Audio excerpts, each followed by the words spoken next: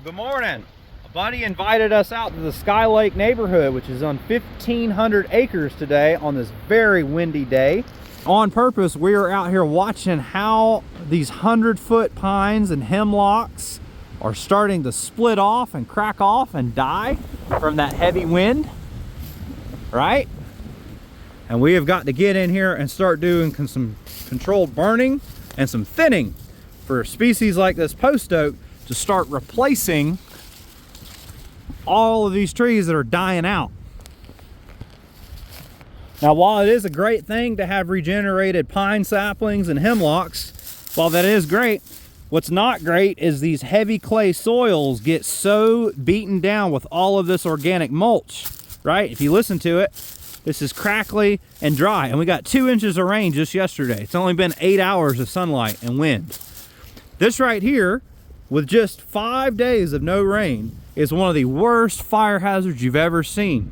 So to not have the Palisades fire, Hawaii and Maui, or Gatlinburg, Tennessee, to not have this repeat in a multi-million-dollar neighborhood with stupidly expensive houses, we've got to thin around this. We've got to take out 1/3 of the total canopy on this whole mountainside. We've got to remove these kind of fuels here, let them rot in place like they're doing. This will come out as mushrooms and mycelium. And we've got to go out of our way to start stewarding our land, you know? And if no one does this, you're gonna have a real problem when fire breaks out in April and fire season. That humidity gets low, the wind gets high, it gets very dry, it has no rain in 2 weeks. And when you walk through these forests and light a cigarette at the bottom of the mountain, and an 8-foot flame comes up and completely blisters, peels, burn down houses, and just keeps going, it's all going to be gone. 70 years and 50 years of not touching the forest and neglecting it to this point is where we're at. Now it's time to get in here, be a steward of the land, and take care of this place or watch it burn. So I'll put in some articles just to show you, but this right here is what the world needs. We need more oak regeneration. So this little sapling that you see right on the power line is caused by that amount of sunlight coming up from all these trees blowing over with a straight line wind from Hurricane Helene. Because of this disturbance, this tree, which has been in the under canopy for years, is now boosting up and being called to grow out. If you look, 1 year was over a foot of twig growth. So this is a very old sapling. It's probably 10 years old. My point is, look at how many maple saplings and sweet gums are all the way around it. 1, 2, 3, 4, 5, 6, 7, 8, 9, 10. One oak. 20, 30, 40 maple saplings. This is ridiculous, man. Maple doesn't produce any food, right?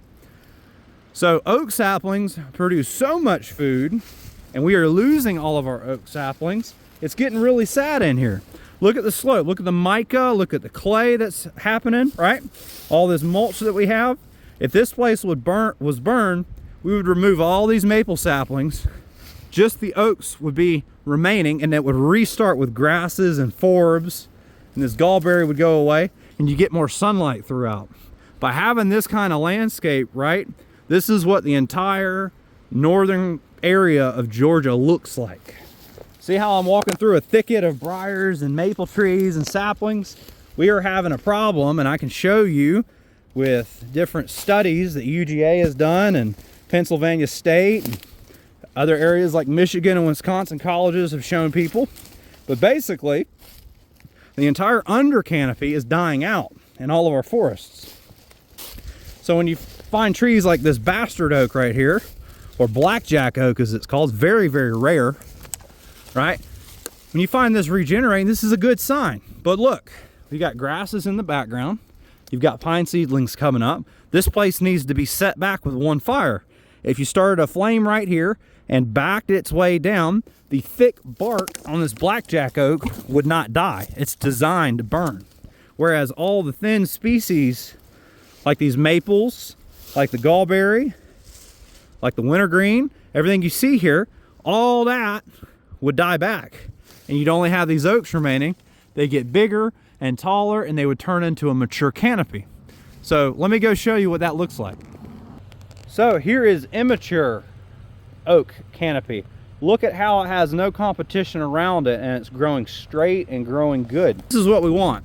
This right here is an eastern white oak, but look at the pine, right? That straight line wind has made it bend over, and now that guy is ready to be cut and thin. That guy, thin, thin, thin, thin, thin, thin. You'd only have this oak remaining. Why? Because the root system on those little guys is tiny, and the root system on this is huge. So this is stabilizing the ground far more than that ever could, right? So because of this, thinning is part of the process, and then allowing that native understory to come up. Problem is our species composition. You've got one water oak right here, but you got a maple, a pine, another oak, pine, pine, pine, pine, pine, pine, oak in the background there.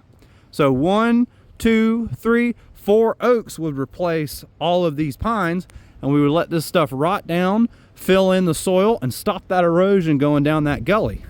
And in the process, it would be recommended to burn from the top of this hill all the way down. And if you notice, the grass seed that the deer have picked off every last leaflet on is trying to grow up. But the gallberry and all of this Appalachian laurel right here, this mountain laurel, tea leaves, it's got lots of names on it, but all this stuff is even being picked off by the deer, and it's to the point of shading everything out. This place needs to be opened up. You can't have a canopy like this of pine and hemlock and just nasty spindly trees that will never be usable for any animal.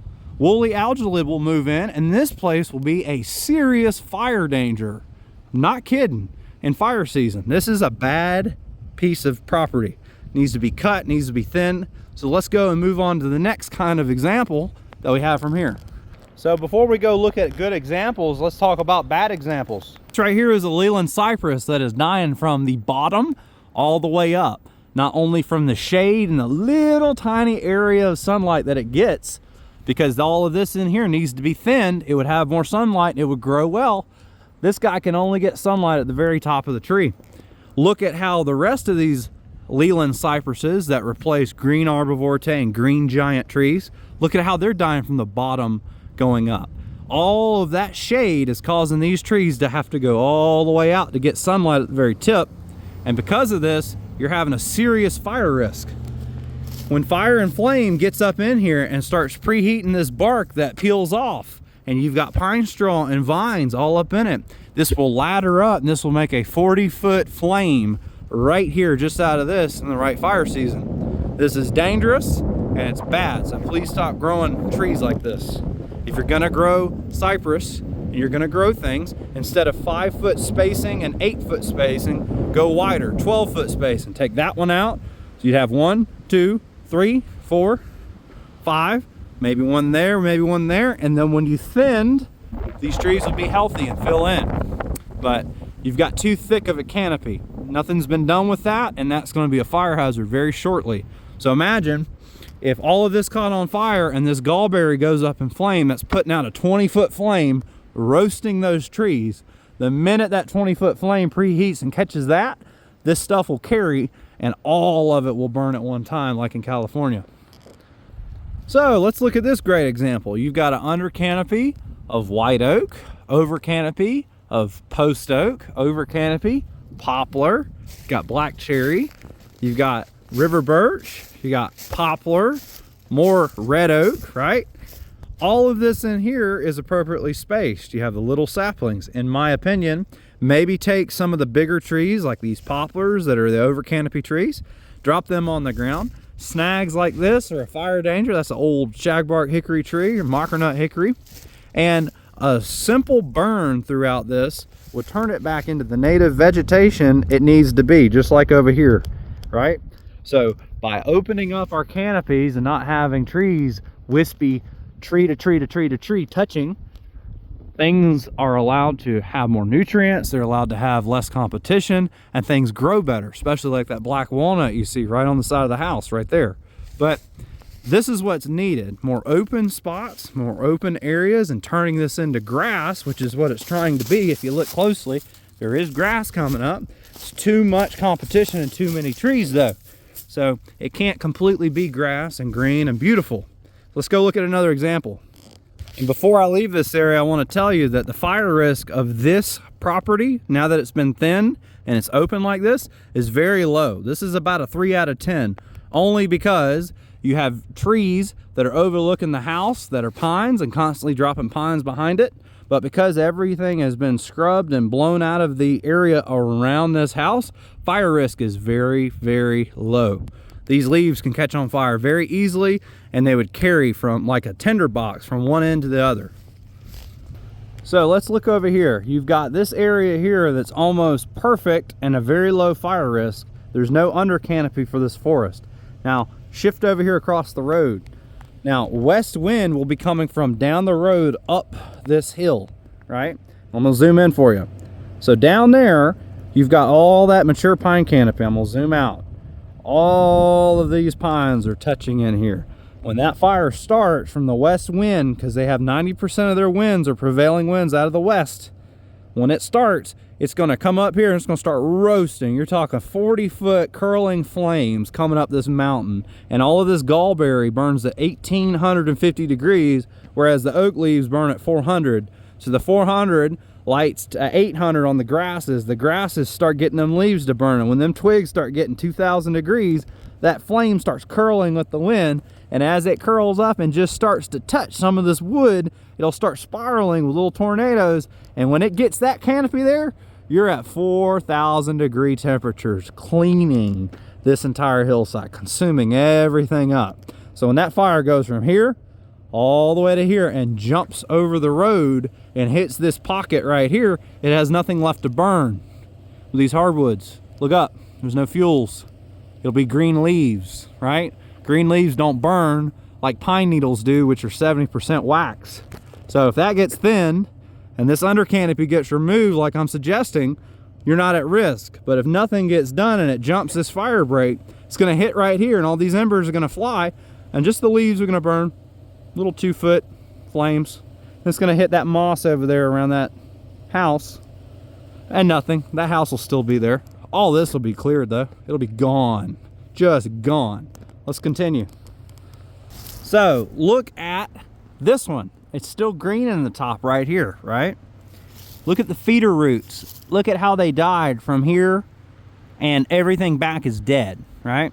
Look at how this is alive. It's nice and white and it's got these feeder roots on it. This has not been affected by root rot, and the disease known as Pythium has not moved into this yet. But because of the drainage and the construction work being done, this guy let go when it had a big wind event, right? Which would have been Hurricane Helene not long ago. So for this particular tree, this root ball is very large. Let's go look at how little some of the Pythium and root rot attacked trees are, same size. Look at that. If that's a foot, right? That's a 12-inch at the base tree. We'll say maybe 16 inches because it's got lightning strikes in it. 16 inches translates to 5-foot root system. That's a good tree. Look at this. This is an 8-inch tree, 100 foot tall, with only a 1-foot root flare because Pythium is starting to attack everything in here.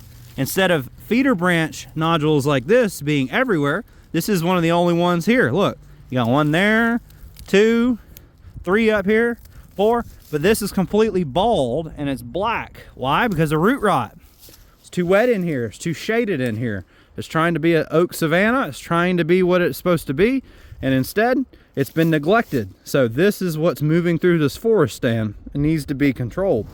The methods for controlling this kind of outbreak is to thin the forest and dry the soil out with sunlight, because the canopies are literally neck and neck in here. Taking 1/3 of the total canopy out of here would stop this from happening and would allow your bigger trees to grow big and strong and your little spindly trees to be thinned and used as nurse logs to return those nutrients back to the soil, which is devoid of anything but clay. You need to build that up. Your only actual soil is 2 and 3 inches in here. You see this? That's all you've got for real soil. The rest of it's Georgia red clay. That's not alive, that's just dirt. Now here's another problem we have. This is called Mahonia, right? They have these big blue berries in summer that knock off, and birds eat them because they're starving. There's no food in here, right? Mahonia is from Vietnam. And this guy was planted probably and likely in a yard somewhere, and a bird went and ate the seeds. And now you have 1, 2, 3, 4, 5, 6, 7, 8, 9, 10, 11, 12, 13, 14, 15. And that whole valley is getting taken over by just this invasive. These need to be cut and sprayed at the base, or plucked out and removed by the root and burned. This is not native to here and does not need to be here. And to give you a visual description of what we're recommending in thinning, right? By having this tree that was standing dead on the ground now, the bugs, the mice, the woodpeckers, they're all getting in here and starting to dig in to all the juicy protein that's found under the roots of this. And the roots of the trees that are living, like these poplars, will start to put feeder branches just underneath the surface of this and soak up all that fertilizer and poop from the beetles, termites, eggs, larvae, everything that is now using this as an interstate system just underneath the surface of this rotting wood. This is what builds your forest up. And by removing that leaf layer around it, you're making everything that was under the leaves crawl to this. This gives homes to deer, homes to mice, homes to woodpeckers, flying squirrels, ground squirrels, foxes. Gives a place for the deer to sleep. And if we covered this whole place with stem after stem after stem, you also allow that native regeneration and prevent deer from coming in, especially with big treetops, and eating up all the seed beds in here. So this is a great example of what we want to do. So look at where I'm standing. You've got no canopy. You've got 100% sun. Look at how it went from nasty pines and hemlocks back into the natively regenerated little blue stem grass that supports cottontail rabbits. You've got your prairie drop seed. You've got all of your quail seed ready to go coming up. You've got all of this forage and fodder and feed coming up green just underneath the thatch of this. Historically speaking, these kind of landscapes are called savannas. And because nothing's been done, because this is not Skylake property, now saplings are moving in. So the cheapest way to get rid of this would be to mechanically bush hog everything down. The most native and most beneficial to wildlife method would be to start from one end and burn all of this and kill these saplings back out, and then reseed in native pollinator mixes and put a bee box right here.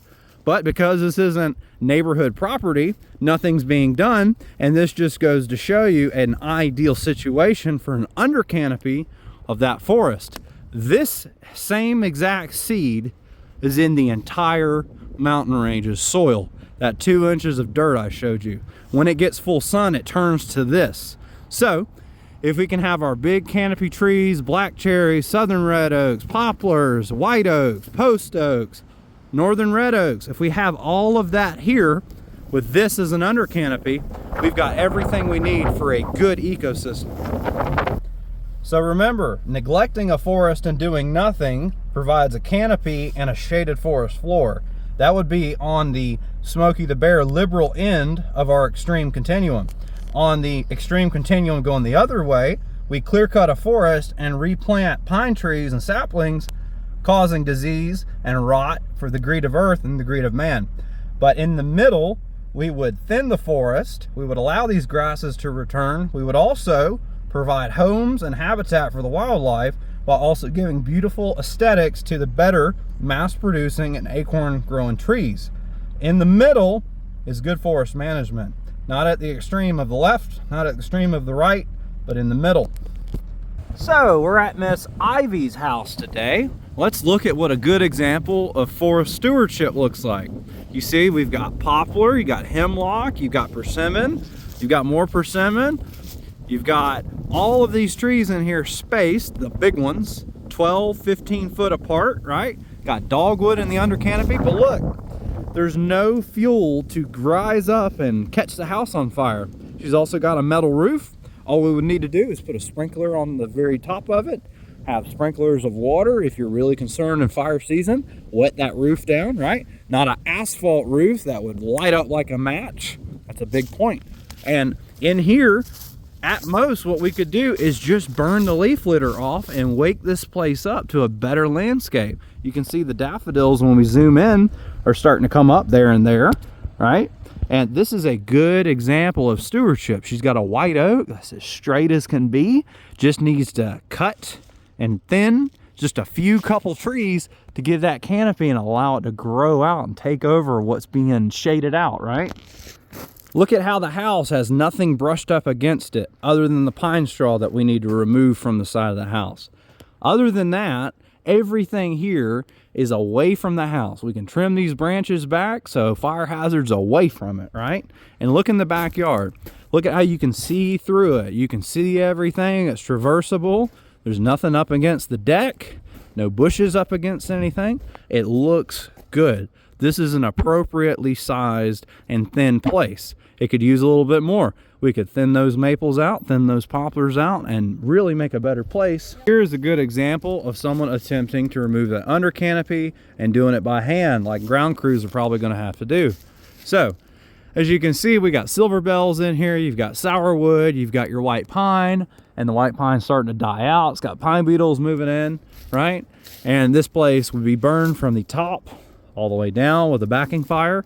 They're marking the trees that are gonna come out next by opening up those little canopies like that. When the sun shines through, we have a better under canopy.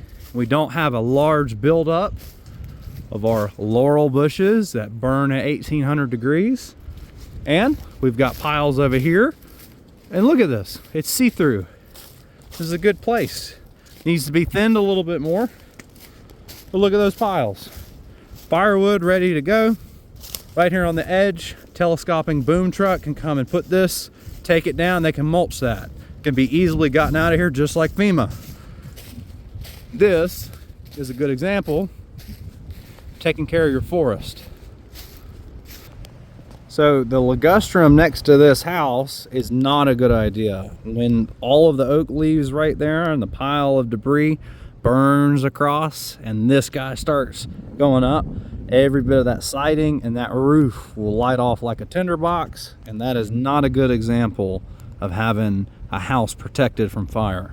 Right here, this is a good example of bad erosion practices. What we have here is a canal and a ditch for runoff off of this curve in the street that has in the past had rocks added to it and they've blown down. What needs to happen is every 8 foot to 13 foot, you want to put pockets of 2 foot tall, about 12-inch to 2 foot thick rock piles to slow that water. And as you slow the surface area of the water, and the surface area of the rock has to be navigated by the water, you slow that erosion. But when you have straight ditches that cut, you have soil that gets pushed off, you get areas like this where the water gets to run right out, and then turbidation of water and lakeways happen here, like with this water level. Look at it, it's all brown from all the clay and the silt being suspensed in the air. If you wanted to fix it, we could drop aluminum into the lake, but it's so toxic it would kill fish. It would immediately drop that dirt back out to the bottom, but that would be very, very expensive for a large 17-acre lake like that. You're looking at almost $10,000 worth of chemicals. So to stop this and prevent it, you want big riffraff every 8 to 13 foot, and we do not pile up dirt right next to old growth 70-year-old poplar like this. We want to scrape that dirt back, preserve that root collar, and if anything, put down more rock. And if you don't have the sunlight to make this happen, you would not put a pollinator garden here. You would just add mulch and lay it down with weight. But here's that cutting action I was talking to you about, and this is what we want to prevent. The deeper a waterway goes, the more cutting, like an abrasive fluid, it becomes. And this is a no-no. We want even, spread out, wide stream banks filled with rocks is a good way to prevent this from happening and further eroding this out. So we're on the side of a house, and you can see there's a good 10-foot gap. I would recommend 20 foot off of it, so that flames and embers as they get up onto a roof don't get this stuff caught on fire. But if you look, you've got all that pine in the canopy. We've got oak trying to make it like heck. It is trying so hard. So I think 1/3 of all of the primary species needs to be cut out of the stand. And because of the slope and the grade of this, all this mountain laurel needs to be thinned back to almost nothing. And I know that you fall in love with your under canopy, but this historically, because of the slope, the angle of the mountain above it, the size of the trees, and the amount of sunlight, this is a shaded slope. And for the fact of oaks to grow big and to grow out and to have mast and acorns for all of the deer, you've got to be able to remove that under canopy. Too much competition produces scraggly, bendy, nasty trees, right? And by removing that and letting the sunlight come up, this shaded stuff, once it's removed one time, will start to turn and morph back into the grassland it's supposed to be. So if this for fire risk was assessed, this is horrible. This is an 8 out of 10 fire risk. You don't see anything right here at your little fire break area, but if fire came from the bottom of that hill with that west wind and comes over this hilltop, all of that is going to attack this house, and all of this, as it comes uphill being preheated by the flame in front of it, this flame right here would be 40 foot tall, would hit this house. And my recommendation and solution for this is to cut and thin all of this out. This needs to be able to be seen through for at least up to that maple tree there. And these oaks are what we want to save and see grow out. Those are good trees to have, big root systems that stabilize the hill. And removing this stuff, letting it lay dead for a season, and then burning it off in piles slowly would be the way to solve this problem. So I hope this video has been a great deep dive into the subject of Southern Appalachia, Georgia, and the beautiful Nacoochee Valley and Chimney Rock Mountain. But this entire problem is all over North Georgia, North Carolina, Tennessee, and right here at your home. So we will sit and we will try to come up with a presentation shortly and try to make this a lovely place to live in like it used to be 100 years ago before we caused this problem. And now our generation has to fix this problem. So we'll see y'all later on the American Forester. And please feel free to reach out if you have similar problems, if you have questions on how to do it. Please consult my videos and my playlists. But we will see y'all shortly and hopefully to start work. Bye. Right, so we're over here today on the side of a slope. It took 5 minutes for 5 whole acres to burn up. You see up here, the flame height right here was about 18 foot tall with just grass fire, just like that. If we zoom in, you can see the grasses that was here before, and a cigarette caused it to jump over, burn up in here, and all of this regenerates just after a fire. But the sad part is erosion starts happening and taking place. And up in here, you end up killing off your pine trees. Well, here's the thing. Those are pine trees. They can take the fire. Why is that? Because they're fire adapted with layers of bark, right? Hardwoods are not adapted. Smooth bark trees, this is a rough bark tree. Smooth bark trees are not made to take this kind of flames. So, every one of these right here gets stressed out. Pine beetles have moved in on this one and started to kill it. And they will spread from tree to tree to tree to tree to tree. All of this will fall over, be dead, will be horrible. We look across the valley here, you look at hardwoods on the opposite slope. Those hardwoods in there will not burn because they got shade and full sun. Whereas this is in full sun non-stop, right? You got that whole day of sunlight right here. So this is what we're trying to protect the land from doing. You don't want controlled burns getting out of hand, becoming a wildfire. And you can see it burned all the way up to there to where white oaks and hardwoods are and stopped at the top. So this slope right here is an 8% grade by national standard you got to do for erosion ditches, right? And this same exact thing is what we want to avoid with controlled burns. This is what can happen on a mountain, and it would burn up this whole slope. So I hope that explains it. This is what not to do. They're going to lose every one of these pine trees. You who don't do TikTok, if you watch this on YouTube or Facebook, I'm the American Forester. You can reach me at 803-215-0827. My name is Sterling J. Mantlo. Nice to meet y'all and good luck.